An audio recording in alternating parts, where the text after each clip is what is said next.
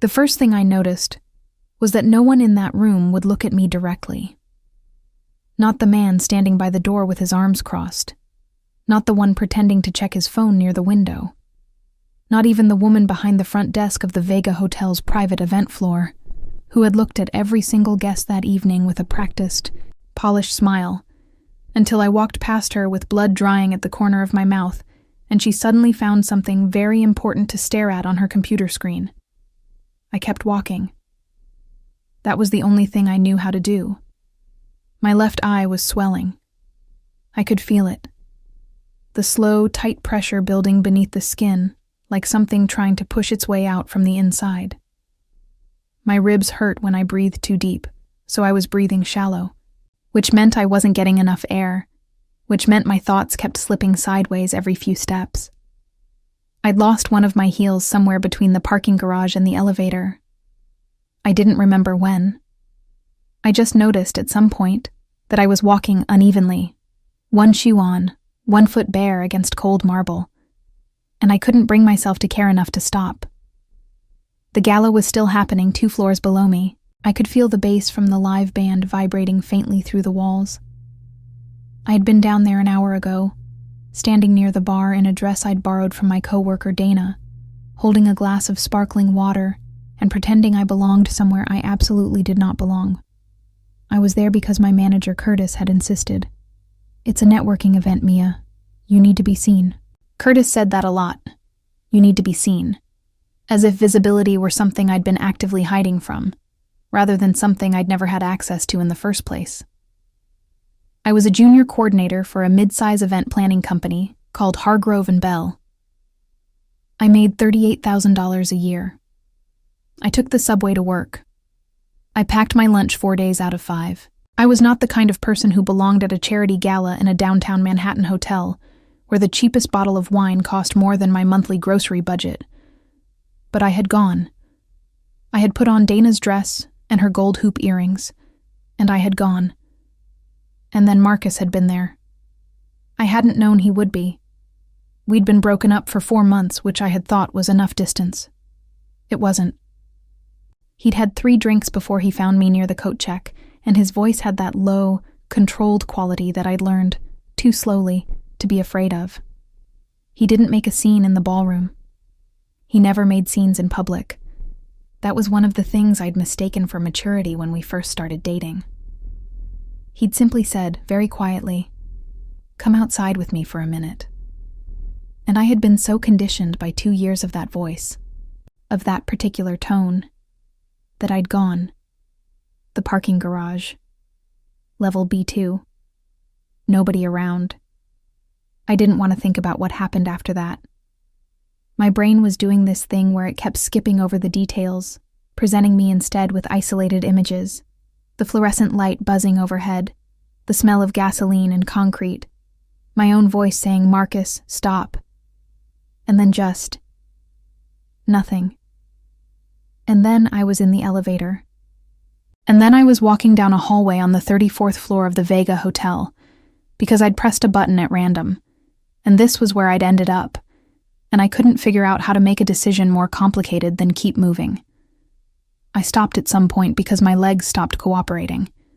There was a sitting area to my left, a small cluster of dark leather chairs around a low table, the kind of arrangement that existed purely for decoration, positioned beneath an abstract painting that probably cost more than my car. I made it to the nearest chair and sat down heavily, and for a few seconds I just breathed. Shallow. Careful. The hallway was empty. Somewhere at the far end, past a set of double doors with frosted glass panels, there were voices, low, muffled, the sound of a private event of some kind. I should call someone. Dana. Or the police. One of those two, in some order. I reached into my small clutch and found my phone. The screen had a crack across the corner that hadn't been there before. I stared at it for longer than necessary, trying to remember Dana's number, which I did not have memorized because I was 31 years old, and nobody memorized numbers anymore. And my contacts were right there on the screen, but my hands weren't cooperating. They were shaking in this fine, almost invisible way that made it hard to tap the right name. I didn't hear the double doors open. I only realized something had changed because the air shifted. That was the only way I could describe it later. Like the temperature in the hallway dropped by 2 degrees, or the quality of the silence changed. I looked up. There were 3 men in the corridor. 2 of them I registered only as shapes. Large, dark-suited, positioned slightly behind and to either side of the third. It was the third one my eyes went to and stayed on. The way your gaze goes involuntarily to the brightest point in a dim room. He was younger than I expected, though I couldn't have said what I was expecting. Late 20s, maybe 30 at most. Dark hair swept back from a face that was, I didn't have a better word for it, severe. Not harsh, not unkind exactly, but assembled with a kind of precision that suggested nothing about it was accidental. He wore a black suit, no tie, the collar of his white shirt open at the throat, and the ink of a tattoo curved up from beneath it along the side of his neck. Dark, intricate, disappearing behind his jaw. He was holding nothing. He was looking at his phone. He was, in every observable way, simply a man walking down a hallway. Except that the 2 men flanking him moved in perfect, unconscious synchrony with each step he took. Except that when he glanced up from the phone and his eyes landed on me, both of those men went very still. He stopped. I should have looked away. I knew that. Every instinct I had, every sensible, self-preserving instinct, told me to look down, to make myself smaller, to become the kind of unremarkable thing that powerful people walk past without registering. I'd had practice at that. I was good at it. But I didn't look away. Maybe because my brain was still slipping sideways. Maybe because I was too tired.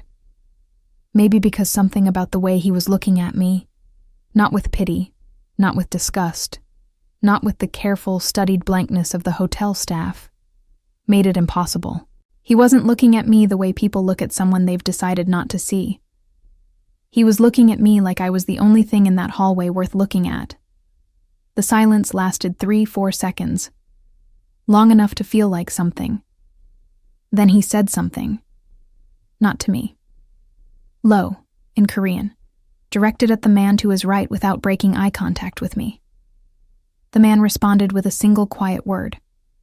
And then Dong-hyun, I didn't know his name yet, I wouldn't know it for another hour, took one slow step in my direction, then another, and crouched down in front of my chair so that his eyes were level with mine. He didn't touch me. He didn't speak immediately. He just looked at my eye, at my mouth, at the single bare foot I'd forgotten I had. And his expression didn't change in any way I could identify. No flinch, no dramatic reaction.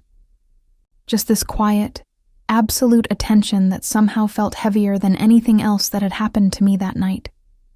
When he finally spoke, it was in English, and his voice was low enough that only I could hear it. Who did this to you? It wasn't a question. The inflection was completely flat. It landed somewhere in my chest and sat there, and I opened my mouth to say something. I'm fine. It's nothing. Please don't. And what came out instead, to my complete humiliation, was nothing at all. My throat closed. My eyes filled. I pressed my lips together hard and looked at the ceiling and absolutely refused to cry in front of a stranger in a hotel hallway. He waited. He had, I would learn, an extraordinary capacity for waiting. Then, still in that same low, unhurried voice, he said 4 words that I didn't fully understand until much later, until I understood who he was, and what those words cost him to say out loud to someone he'd never met. You're safe right now. Behind him I saw one of his men raise a phone to his ear. I don't know how long I sat in that chair before anything changed. Time had gone soft and unreliable, the way it does when your body is running on adrenaline fumes and your mind keeps flinching away from its own memories. What I do know is that at some point, a woman appeared. mid-40s, dark blazer, hair pulled back. And she crouched where Dong-hyun had been crouching and asked me, in a professional, carefully neutral voice, if I needed medical attention. I said no automatically. The word came out before I'd even processed the question. She didn't argue. She simply said, "There's a private room at the end of the hall. You don't have to stay here." And then she waited, the same way he had waited, with that particular quality of patience that doesn't feel like pressure. I looked past her. Dong-hyun was standing further down the corridor now, back turned, phone to his ear. His two guards. I was already thinking of them as guards, which told me something about my own instincts that I wasn't ready to examine, had repositioned themselves with the subtle, practiced movement of people who do that kind of thing without thinking about it. None of them were looking at me. They were giving me the deliberate privacy of their inattention, which was somehow more unnerving than if they'd stared. I stood up. My ribs reminded me immediately that that was ambitious. The woman, she never gave me her name, and I never asked, walked me to a room at the far end of the hall. Not a guest room, something else. A private lounge of some kind. The sort of space that didn't appear on any hotel floor plan, with low lighting and a dark leather couch and a small bar cart in the corner. She brought me a cold compress without my asking, and a glass of water, and then she stood near the door with her hands clasped and said, "Take your time," and meant it. I pressed the compress to my eye and tried to think. The logical sequence of actions was clear enough in the abstract. Call Dana. File a police report. Go to urgent care to have my ribs looked at. Do not, under any circumstances, sit in a mysterious private room in a Manhattan hotel because a stranger with neck tattoos and flanking security told you that you were safe. That was not a thing rational adults did. My phone was in my hand. I unlocked it. I found Dana's name. I stared at it. I didn't call. I wasn't sure why at first. Then I was. I knew exactly what Dana would say. She would panic in that loud, performative way she had, and she would say, "I told you he was dangerous. I told you, Mia. I said this from the beginning." And she would be right. And being right in that voice, at this particular moment, was something I genuinely did not have the capacity to absorb. I needed 5 more minutes of quiet before I could handle being someone who people had been right about. The door opened. Not the woman. Dong-hyun. He came in alone, which surprised me. No guards at his shoulder, no phone in his hand. He closed the door behind him with the same unhurried deliberateness that seemed to govern every physical thing he did. And then he stood near the entrance for a moment, not moving closer, not staying at a performative distance. Just finding the right position, the one that filled the room without crowding it. He looked at the compress against my eye, then at the glass of water I hadn't touched. "You didn't drink it," he said. I wasn't thirsty. A pause. Not awkward. He had this quality. I noticed it then and kept noticing it, of being entirely comfortable with silence, of not feeling any apparent obligation to fill it. Most people, when a conversation stalls, reach for something. A question, a joke, a nervous observation about the weather. He simply waited, like silence was a natural resting state, and words were the thing requiring justification. "Your ribs," he said after a moment. "You're breathing wrong." I hadn't realized it was visible. "I'm fine." He looked at me steadily for 1 beat too long to be polite, and then he moved to the bar cart and poured 2 fingers of something amber into a glass without asking. He set it on the low table in front of me. Then he sat down, not next to me, in the chair across, and leaned back with one arm resting along the side, easy and still, like a man who had never once in his life needed to prove he belonged somewhere. "You were at the gala," he said. Not a question either. He seemed to use that form a lot, the declarative as inquiry, the statement that expected a response without demanding one. I work in event planning. My company handled part of the logistics. I paused. I wasn't a guest. Not really. Something shifted in his expression. Barely. A fraction of attention redirected.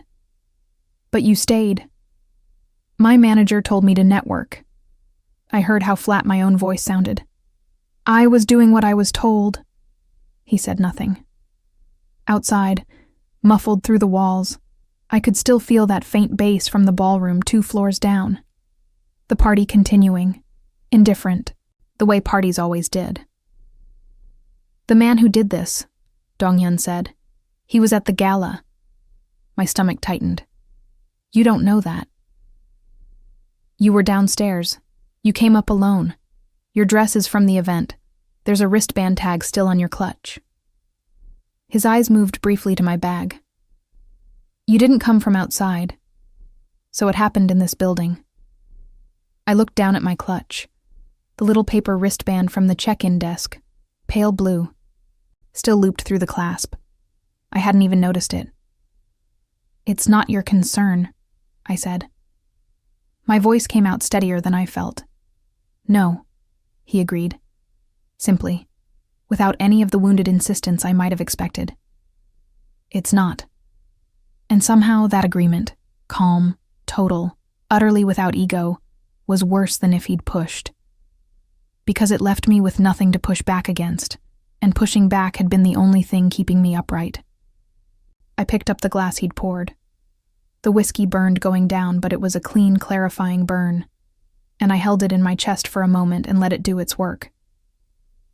His name is Marcus Webb, I said. I don't know why I said it. I hadn't planned to. We dated for 2 years. We broke up in January. Dong-hyun's expression didn't change, but something did, in the quality of his stillness maybe, or in the way his eyes settled on me with a slightly different weight. I couldn't name it precisely. I only knew that the air in the room shifted again. That same, barely perceptible change I'd felt in the hallway when those double doors opened. He didn't write it down. He didn't reach for his phone. He just held the name, silently, and I had the unsettling impression of watching someone file something away in a place where things did not get lost. How long has this been going on? He said. It wasn't a pattern. I stopped. The lie dissolved in my own mouth before I could even finish constructing it. I'd had practice with that particular lie, saying it to myself, saying it to Dana the one time she'd asked. It never got more convincing. Once before, 8 months ago. I left after that. A beat. And then I didn't stay gone. He said nothing. I know how that sounds, I said. You don't know how it sounds to me. His voice was neutral, factual. Don't assume. I looked at him. He was looking back at me with that same steadiness. Not soft, not hard. Present. Like he was giving me his actual attention rather than the performance of it, which was more disarming than anything softer would have been. My phone buzzed. I looked down. Dana. 3 missed calls I hadn't felt come in. A text that said, Mia, where are you? The gala is ending. Where did you go? I should answer. I knew that. I typed back. I'm okay. Long story. Give me an hour. And then I put the phone face down on my knee and looked up, and Dong-hyun was still watching me. And something about that, the simple, undemanding fact of being watched by someone who wasn't waiting for me to perform okayness, made the tightness in my throat return all at once. I don't know why I'm telling you any of this, I said. My voice cracked slightly on the last word. I pressed my lips together. He leaned forward, just slightly, elbows coming to rest on his knees. The tattoo along his neck caught the light differently at that angle. More intricate than I'd first registered, detailed in a way that suggested not impulse but intention, each line deliberate. Because you needed to say it to someone who had no reason to react, he said quietly. And I'm the only one here. It was the most words he'd said at once, They landed without flourish, without any apparent desire to impress, and they were so precisely accurate that for a moment I couldn't speak at all. Then the door opened, the woman in the blazer, leaning in with apology already written on her face.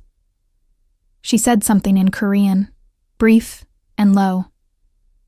Dong-yun turned his head, listened, and replied in 3 words, "I didn't understand." She withdrew. The door closed. He stood up, smoothed the front of his jacket with one unhurried motion, and then he looked at me one more time and said, "Stay here tonight. The room next to this one is empty. You're not going home alone." "I can't." "I'm not asking," he said. Not harshly. Simply. "I'm telling you what's going to happen." He was already moving toward the door, hand on the handle. "I don't even know your name," I said. He paused. Didn't turn around fully, just enough that I caught his profile, the clean, severe line of his jaw. "Dong-yun," he said.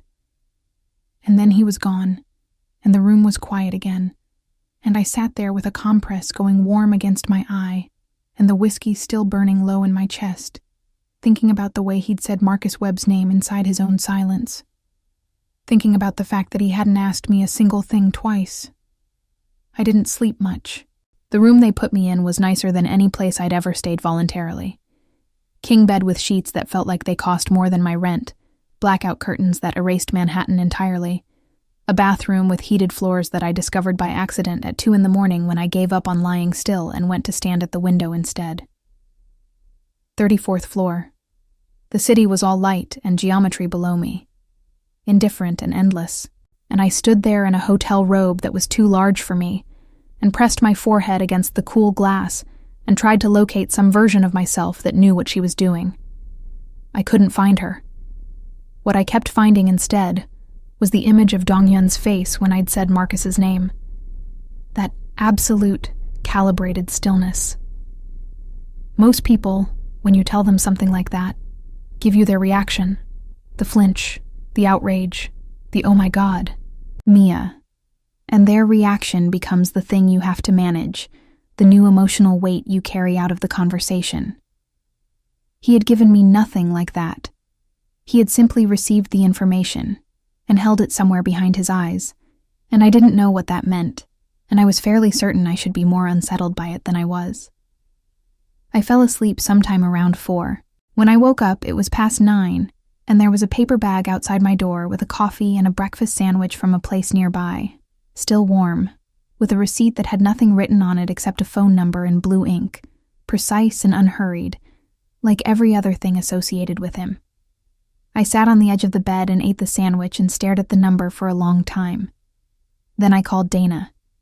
She came within 40 minutes, which was faster than the subway should have allowed, which meant she'd taken a cab, which meant she'd been worried enough to spend money she didn't have.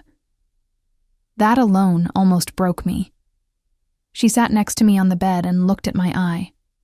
Fully purple now, swollen enough to affect my vision on the left side. And she didn't say "I told you so." She just put her arm around me and stayed there. And I let her. And we sat like that for a while in the enormous quiet hotel room that wasn't mine. I told her most of it. Not Dong-yun. I wasn't ready to explain Dong-yun, partly because I didn't have the vocabulary for him yet, and partly because I knew exactly what Dana's face would do, and I didn't want to watch her try to talk me out of something I hadn't even decided about yet. She wanted me to file a police report. I said I would think about it. She didn't push, which surprised me. Dana pushed about everything, but she must have seen something in my face that told her today wasn't the day. She helped me figure out that my car was still in the hotel garage, gave me an oversized sweatshirt from her bag because my dress was unwearable in daylight, and walked me down to the lobby without asking anything else. I gave the front desk woman my room number when she asked for checkout. She typed for a moment, then looked up with a neutral smile. "Already settled," she said. "By who?" She looked back at her screen. "Mr. Kwan." I opened my mouth, closed it, said, "Thank you," because what else was there to say? and walked out into the October cold with Dana's sweatshirt pulled to my chin and the paper receipt still folded in my coat pocket. 3 days passed. I went to work. I wore concealer that didn't quite cover what it needed to cover and accepted, with a tight smile that my coworkers were too polite or too conflict-averse to mention it. My manager Curtis said nothing either, which told me he'd probably heard something through the gala circuit. Events people talked. That was one of the truths of the industry. And had made the calculation that silence was easier than involvement. I didn't blame him. Involvement was hard. I iced my ribs every night. Nothing was broken. I'd confirmed that at an urgent care clinic Monday morning, in and out in 40 minutes, a copay I winced at and put on my credit card. Bruised, the physician's assistant said. 3 to 4 weeks to feel normal. Don't lift anything heavy. I said okay and went to work anyway, because I had a product launch event to coordinate for a tech company in Midtown, and nobody was going to move the date because my ribs hurt. I did not call the number on the receipt. I thought about it. Multiple times. In the particular week hour between midnight and 1 when the day's noise had died down enough for the real thoughts to surface. I'd take my phone off the nightstand and look at the number. I'd transferred it to my contacts, unnamed, which was its own kind of admission. And then I'd put the phone back down and stare at the ceiling until the impulse passed. It always passed. And then it always came back. On the 4th day, Marcus texted me. 2 words. I'm sorry. I read it standing in the elevator at work, going up to the 14th floor, and I felt something happen in my chest that I couldn't immediately categorize. Not forgiveness, not anger exactly. Something more nauseating than either. Like recognition. Like the specific dread of knowing your own patterns well enough to be afraid of them. I didn't respond. I deleted the message. And then I stood in my office for a long moment looking out at the gray midday sky over Midtown. And I thought about the way Dong-Yun had said you're safe right now. Not you're going to be okay. Not everything will be fine. Both of which would have been lies. But right now, which was the only true frame he could offer, and which was somehow more sustaining than any false promise. I called the number that evening. It rang twice. Then his voice, low and unhurried, exactly as I remembered it. Mia. Not hello. Not who is this. Just my name. Certain, like he'd been expecting the call and had simply been waiting for me to get there. You paid for the room, I said. My voice came out steadier than I felt. Yes. You didn't have to do that. I know. A pause. The kind that didn't require filling. Marcus texted me today, I said. I hadn't planned to say that either. This had become a pattern with him, saying the true thing before the managed thing. Some internal editing process, short-circuiting in his presence even over the phone. I deleted it. I don't know why I'm telling you. Because you wanted to tell someone who wouldn't make it about themselves, he said, simply, factually, the same way he'd said everything else. I sat down on my couch. Outside my apartment window, the sound of the city at rush hour, horns, a distant siren, someone's music from the floor above. Ordinary and unchanged. The same sounds I'd been hearing from this window for 3 years. How did you know my name? I asked. That morning, when you called. You knew it before I told you. A brief silence. Not evasive. He didn't do evasion, I was learning. More like he was deciding how much to offer. The hotel has a guest manifest from the gala, he said. Your company badge was in your clutch. I had someone look. I absorbed that. Someone just looked at the gala records. Yes. That's not something most people can do. No, he agreed. It's not. The acknowledgement was so clean and undefended that I didn't know what to do with it. He wasn't pretending to be ordinary. He wasn't asking me to pretend either. He was simply being exactly what he was, visible and opaque at the same time. and the combination was the most disorienting thing I'd encountered in years. "Who are you?" I asked. "Actually." Another pause. Longer this time. "Someone who noticed something that shouldn't have happened," he said, "and who has a problem with leaving things that shouldn't have happened unaddressed." "That's not an answer." "No," he said, "it's not. I should have pushed. I know that. I should have said I need a real answer, an actual answer. A name and a context and a reason why two men flanked you down a hotel corridor at 10 at night. Those were reasonable things to ask. Necessary things. Instead, I said, "The room was very nice," which was possibly the most absurd sentence I'd ever produced, and I heard something then. Almost nothing, barely a shift in his breathing. That might, in someone less controlled, have been a laugh. "I'll pass that along," he said. We talked for another 20 minutes. I couldn't have told you afterward exactly what we talked about. Nothing significant, nothing with weight. The way the product launch event was coming together. The fact that I'd never liked October in New York but stayed every year anyway. He listened.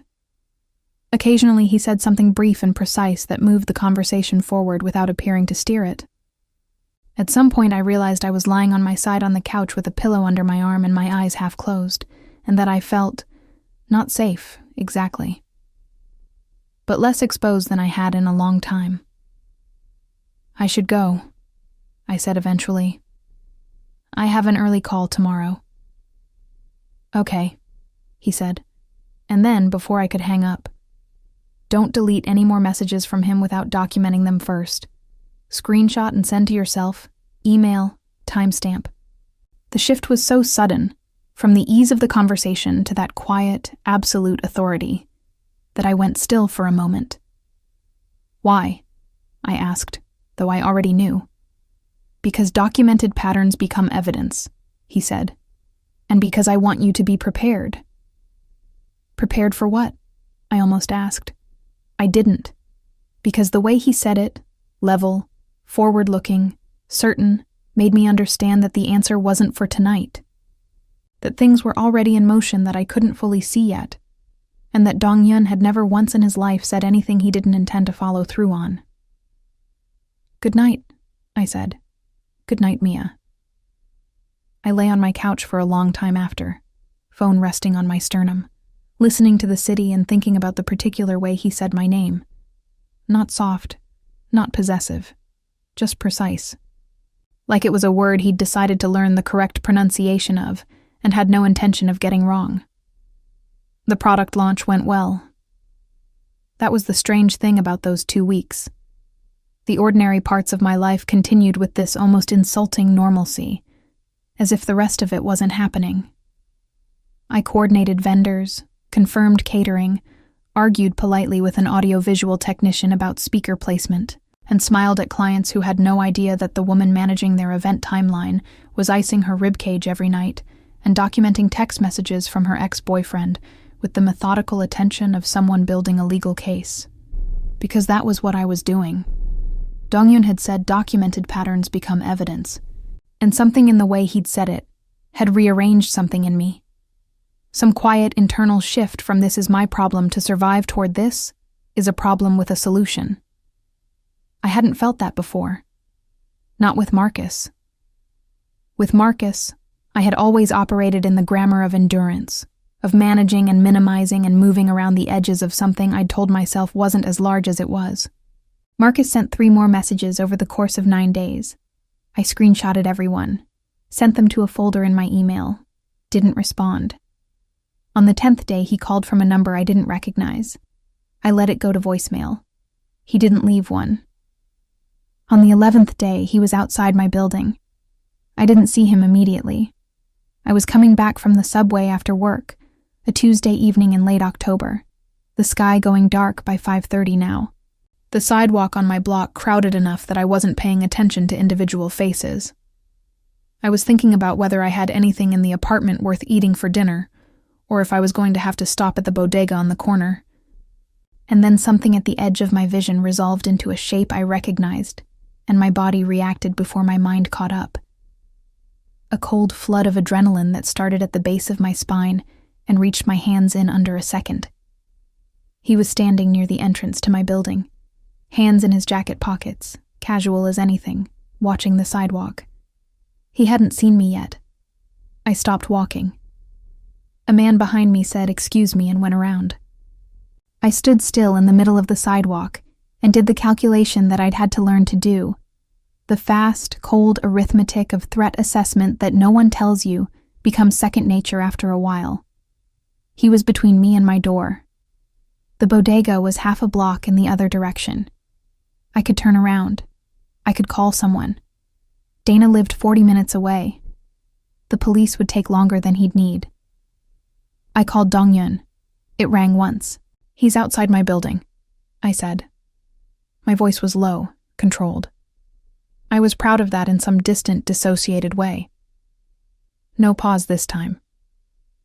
"Are you in the building?" "No, I'm on the sidewalk. He hasn't seen me." "Don't go inside." "Immediate, certain.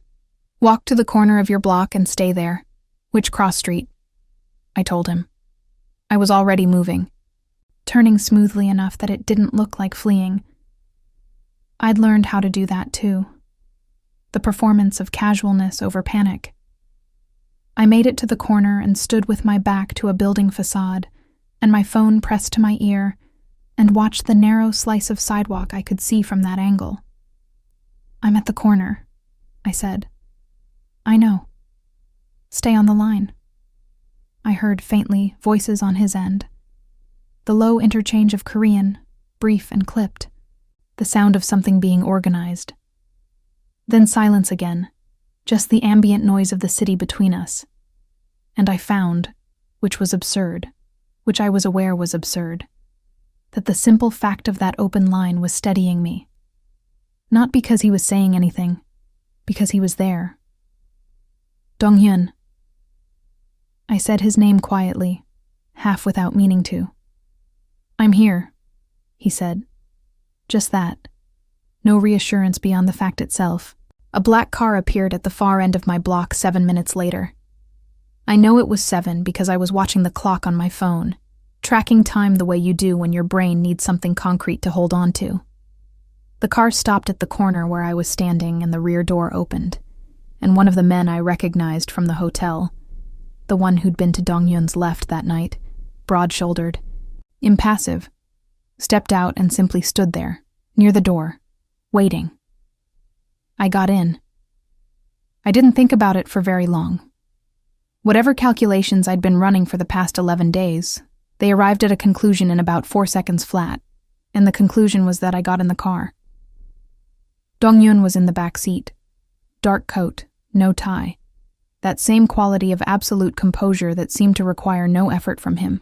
He looked at me when I got in. One of those looks that took a brief inventory, checking for damage the way you'd check a structure after something hit it. And then he said something to the driver and the car moved. "He's still outside your building," the broad-shouldered man said, from the front passenger seat. He was looking at his phone. Dong-hyun said something in Korean. The man typed. "Where are we going?" I asked. "Somewhere that isn't there," Dong-hyun said. "For now." I pulled my work bag onto my lap and held it, and looked out the window at the city moving past, and tried to locate the part of myself that was supposed to be alarmed by getting into an unmarked car with a man I'd spoken to 3 times. That part existed. I could feel it. A small rational voice in the back of my head that was reciting a list of reasonable objections.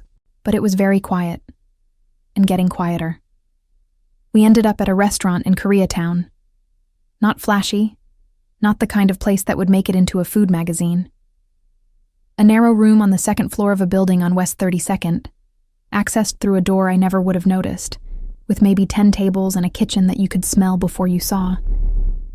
2 of Dong-hyun's men were already there when we arrived, seated at the table nearest the entrance.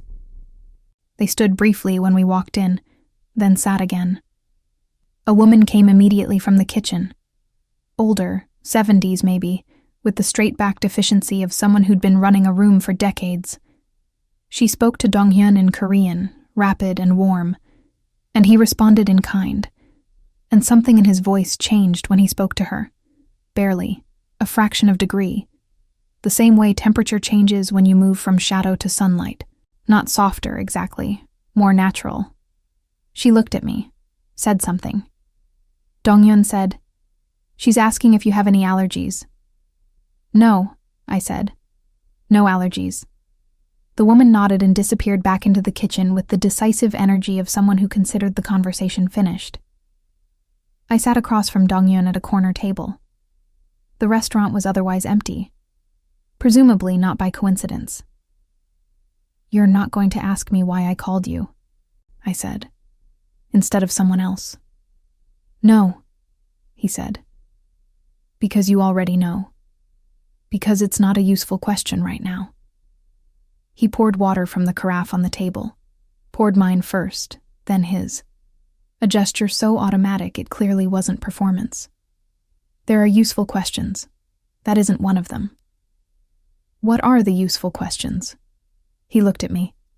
"Whether you want to keep living in that apartment. Whether you have anyone you can stay with temporarily. Whether you've kept all the documentation." "All three," I said. "In order, yes and no and yes." He nodded, like I'd answered a form correctly. "Dong-hyun." I said his name differently this time, more deliberate. "What did you do?" He was quiet for a moment.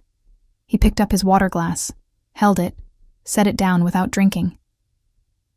"Nothing that will come back to you," he said. "That's not what I asked." "I know." He met my eyes steadily. "It's what I can tell you." I held his gaze.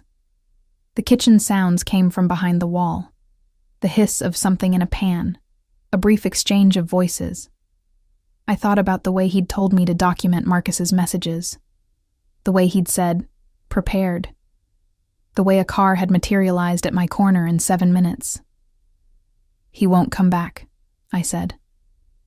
It wasn't a question either, by the end of it. I didn't know when that had happened. When I'd started catching his grammatical patterns like something communicable. His expression didn't change, but there was something in his eyes.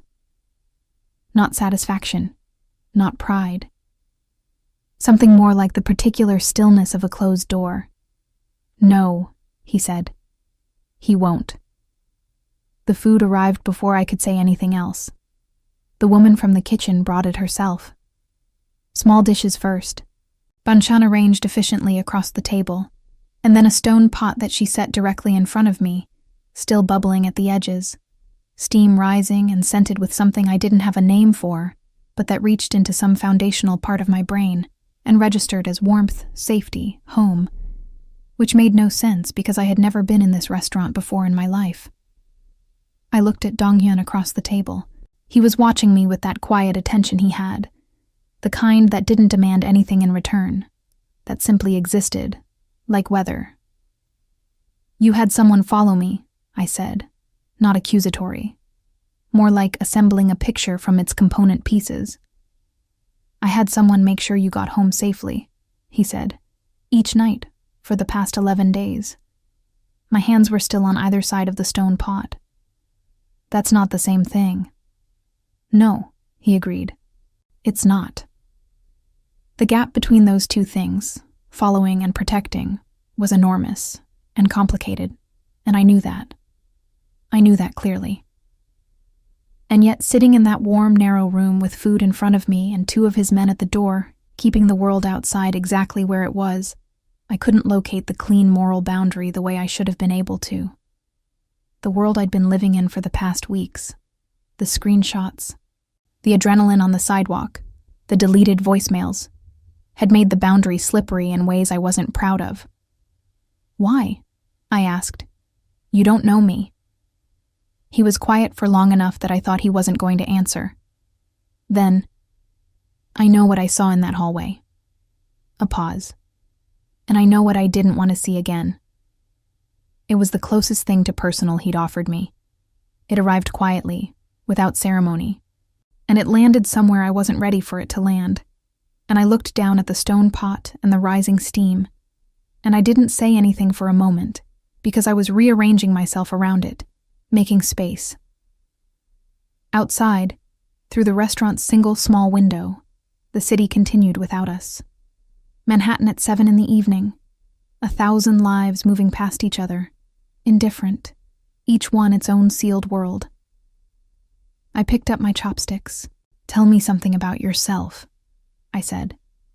"Something that isn't about me." He considered that for a moment. The ghost of that almost thing crossed his face again. Not a smile, but its outline. "I haven't eaten here in 8 months," he said. "I used to come every week." "Why did you stop?" He looked at the table for a brief moment, then back at me. "It reminded me of something I wasn't ready to think about," he said. "Not yet." I waited to see if he'd continue. He didn't. And I understood, the way I was beginning to understand the grammar of him, that the sentence was complete as it was, and that the part he hadn't said was not an absence but a door, and that the door was still standing. For now. He drove me back to my apartment at 9:30. Not to the door, to the corner of my block, which I understood without needing it explained was a considered choice, the distance between being present and being visible. The broad-shouldered man whose name I'd learned over dinner was June, waited at the wheel while Dong-Yun walked me the half-block to my building entrance, and he stood there while I found my keys. And the whole thing was so ordinary on the surface. A man walking a woman to her door on a Tuesday night in Manhattan, that I almost laughed. Almost. "The lock's on your door," he said, while I was still finding my keys. "The deadbolt is a quickset. I'd have it replaced." I looked up. "You've been in my apartment?" "No." "A beat." "I've seen the building's unit specifications. Standard issue for the property management company. They're not adequate." I stood there for a moment, keys in hand, processing the particular texture of that. The fact that he knew the brand of my deadbolt without having set foot inside my home, which should have been alarming and which was, instead, something I found I didn't know how to categorize simply as alarming. "Good night, Dong-Yun," I said. "Good night." And then, before I'd turned fully toward the door, "Mia." His voice had that same quality it always had. Low, unhurried, certain of being heard. "You did the right thing, calling." I didn't turn back around. I wasn't sure I could, without showing something on my face I wasn't ready to show. "I know," I said, and went inside. The locksmith came Thursday. I didn't call one. A card appeared under my door Wednesday morning, a company name and a time written in blue ink, the same handwriting I recognized from the hotel receipt. The locksmith was efficient and friendly, and when I asked what I owed him, he said it was already taken care of. And I stood in my doorway after he left and looked at the new hardware and thought about what it meant that my first feeling was not resentment, but relief. I thought about that for a long time. I'd spent 2 years in a relationship that had taught me to minimize my needs, minimize my fear, minimize the evidence of both, so that the person next to me could remain comfortable. I'd become very good at it, good enough that I'd minimized my own judgment almost entirely out of existence, until I couldn't trust my own readings of situations, my own sense of when something was wrong, my own knowledge of what I deserved. What I kept noticing about Dong-Yun was that he never asked me to minimize anything. He didn't fill the room with his own need for reassurance. He didn't require me to manage him. He simply existed in this contained, self-sufficient way, and left me room to exist too, which sounds like the most basic possible thing, and which I had apparently been starved of long enough that I couldn't encounter it without it meaning something. I called Dana that evening, told her more, not everything, but more than before. She was quiet in a way Dana rarely was. "This man," she said carefully. "Who is he?" "I don't know exactly," I said, which was the truest answer I had. "Mia." "I know Dana." "Do you?" I looked at my new deadbolt. "Yes," I said. "I know." She didn't push further, but before she hung up, she said, "Just be careful with yourself, okay? You've been careful with everyone else for so long. Be careful with yourself for once." And that landed in a way that made me sit very still for a minute after the call ended. 2 days later, on a Friday evening, I was finishing up the last details of the product launch debrief at my office, alone in the building by 7, the way I often was, the overhead lights on their motion sensor blinking off in the empty conference room down the hall, when my phone lit up with a number I didn't recognize. I almost didn't answer. Then I did. "Ms. Carter." A man's voice. Professional. Measured. "My name is Detective Reyes, NYPD. I'm calling regarding a Marcus Webb. We have a few questions we'd like to ask you, at your convenience. Mr. Webb has been brought in for questioning in connection with an incident at the Vega Hotel on October 14th. I set down my pen very carefully on my desk. "What kind of incident?" I said. "We're not able to go into full detail at this time, but we are aware that you may have been present at the hotel that evening, and that you may have relevant information. This is entirely voluntary. We're not asking you to come in tonight, but if you do have documentation of any interactions with Mr. Webb in the recent weeks, that would be very helpful to us." After I hung up, I sat in the empty office for a long time. I thought about what Dong-hyun had said, "Nothing that will come back to you." I thought about documented patterns become evidence. I thought about the 11 days of screenshots sitting in a folder in my email, time-stamped, organized, a clean and usable record. I thought about the way he'd said Marcus Webb's name inside his own silence, that first night in the hotel corridor, and the way it had felt like watching something get written down in a language I didn't speak. He hadn't hurt Marcus. I understood that, sitting in the dark office. Whatever had happened, whatever the NYPD was now untangling, it wasn't violence. It was something more precise than that. Something that looked, from the outside, like coincidence or consequence. The natural result of a pattern finally becoming visible to the right people. I opened my email and began forwarding the screenshots to Detective Reyes. I met Dong-hyun the following Saturday at the restaurant in Koreatown. No guards at the table this time. June and the other man were there, near the door. But it felt different. Less like security and more like habit. The older woman brought food without being asked, and I was starting to understand that this was its own form of welcome, that being fed without negotiation was what care looked like in this particular space. I told him about Detective Reyes. He listened without any visible reaction, which I'd expected. "You forwarded the documentation," he said. "All of it." He nodded. He picked up his chopsticks. "Dong-hyun." I waited until he looked up. "What actually happened?" "With Marcus." A pause. He held my gaze with that characteristic steadiness. Not defensive, not evasive. Deciding. "Someone sent an anonymous tip to the hotel security office," he said, "with footage from the parking garage on October 14th. The hotel reported it to the police. The police found it consistent with a pattern they'd already been building from a prior complaint." He paused. "A complaint filed by a woman Marcus Webb dated before you." I was very still. "She'd filed it 8 months ago," he continued. "It had stalled. Insufficient corroboration." Another pause. "It's no longer stalled." I set down my chopsticks. "How did you know about her?" "I looked," he said simply. "When you told me his name. One phone call.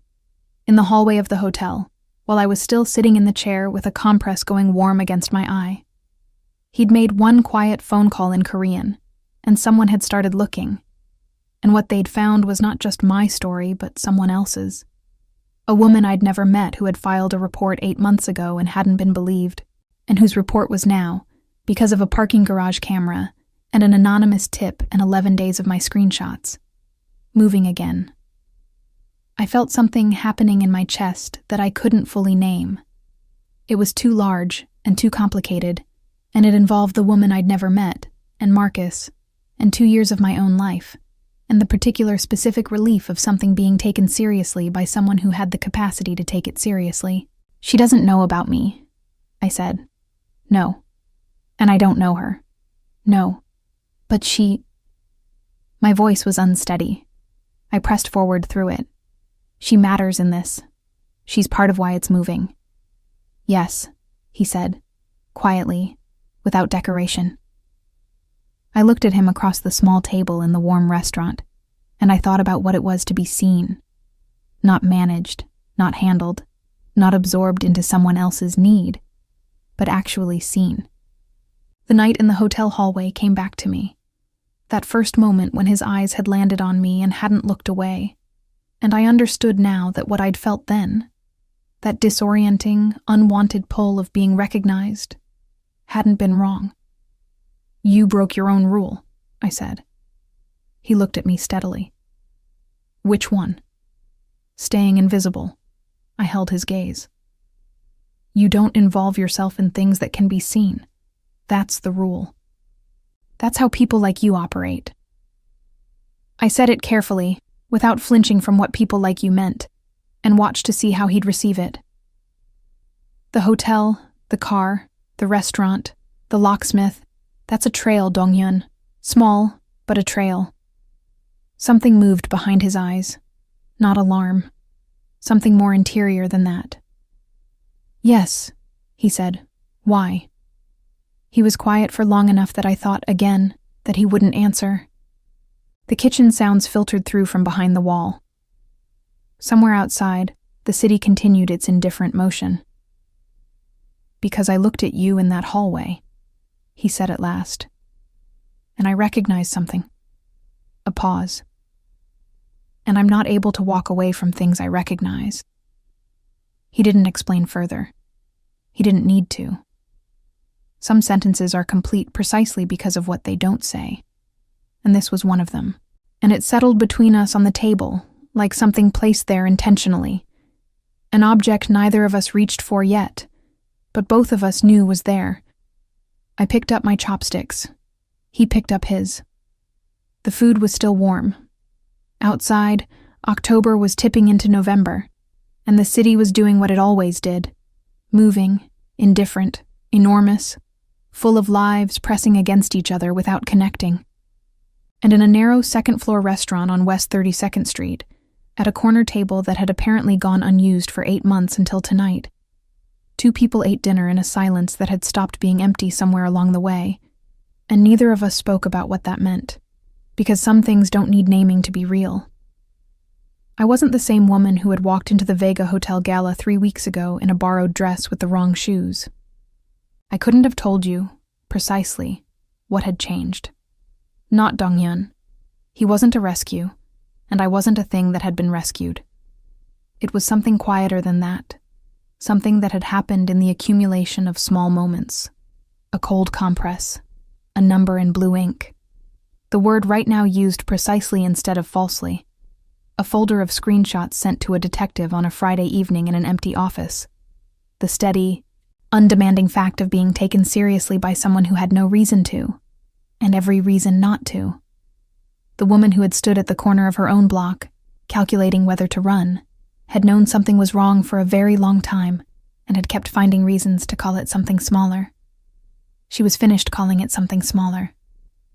That, I thought, was the thing that had changed. The woman brought more food without being asked, and I let her. And Dong-hyun refilled my water glass again the same way he always did. Mine first, then his, and said nothing. And I said nothing. And it was enough. It was, for the first time in longer than I could clearly remember, exactly enough.